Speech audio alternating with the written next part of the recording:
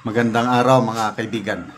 Bigyan natin ng opinion, reaction itong post ni General Orlando De Leon. Sabi niya, Risa, would you agree to a face-to-face confrontation with Karine in a Senate investigation? Filing a case against Karine would effectively silence him and keep the case out of public scrutiny. Is that what you want? Mahilig ka sa public display of righteous indignation. Bakit parang tamimi ka ngayon? Okay. So, yun na po, nagpahayag na po ang senadora na they are preparing a serious legal response.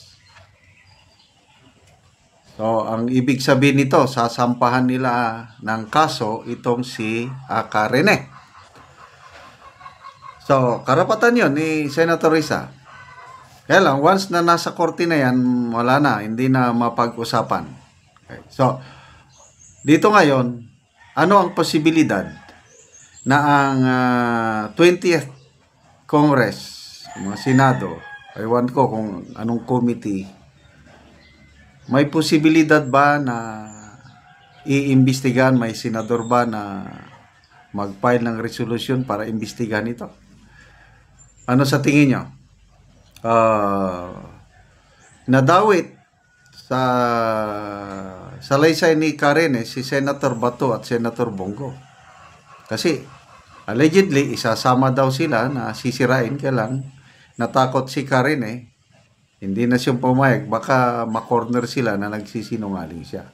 So, hintayin natin kung mayroong mangyaring Senate investigation, sana magkaroon. So, na-imagine ko na ano kayang epekto ito, paano ang sagutan ng dalawa, Risa Hontiveros and Karine, sa isang formal Senate investigation. Madugong investigation ito kung matuloy. Kaya lang, puros ano pa lang ito, speculation. Okay, punta tayo dito. Ng witnesses papunta sa kanyang narration. Hindi tinakot. Pera. Okay, mayroong naipost na talakayan ni na Attorney Trixie Angeles dito sa Facebook Reel. Pinag-uusapan nila ito, yung nangyaring akusasyon ni Karine kay Senator Risa Hontiveros. Motibo? Pera ba? So ano ang impact nitong testimonyo, pagbaliktad ni Karine sa credibility ni Senator Risa? Pakinggan natin to. Yes, maliwanag naman sa kanyang narration. Hindi tinakot. Pera. Yes. So, may doon, kumbaga, creatively, parang ibang-iba yung diskarte niya. Di ba? Kasi yung iba, may Leila de Lima, papatayin yung pamilya. Correct. May threat, may oppression, may ano. Pero in this case, ang iniisip ko, I wonder if meron pa siyang hino-hold back. So, kasi hindi nga ito under oath. Tapos this was made in a video, ni-release sa social media. Hindi natin alam ano yung purpose. So, ako, magkakaroon siya ng komentary. Oh, right now, we can comment on it. Pero ano yung value niya kung ilalabas yan ng ganyan lang? Ang value niya ay kung magtestigo siya sa hukuman or kunin siya uli at mag-testify sa legislature. Yun nga lang, magkakaroon ng ano yan, ano yung purpose? At saka credibility. Credibility is one, the other is kalaban mo na senador. So, ibang issue yan na nag-witness ka against the senator. Ito, Attorney Trixie, may tanong lang po ako. Like, do you think po it's character assassination for our Senator Risa dahil sa impeachment kay VP Sara? I think na kung magka-character assassination, hintayin natin na magkandidato siya. Too early. Kasi kung impeachment lang, mas madali na Pero ma'am naman, kapagtirahan naman ngayon, maaga na naman nangyayari. Hindi naman na siya, hinihintay na natin campaign period. Pero kanina, si Senator Sherwin Gatchalian already announced that the Senate itself might sue that guy for perjury. perjury pwede. The Senate has to be in session. Kasi nag sila naka-oath sa records of the Senate.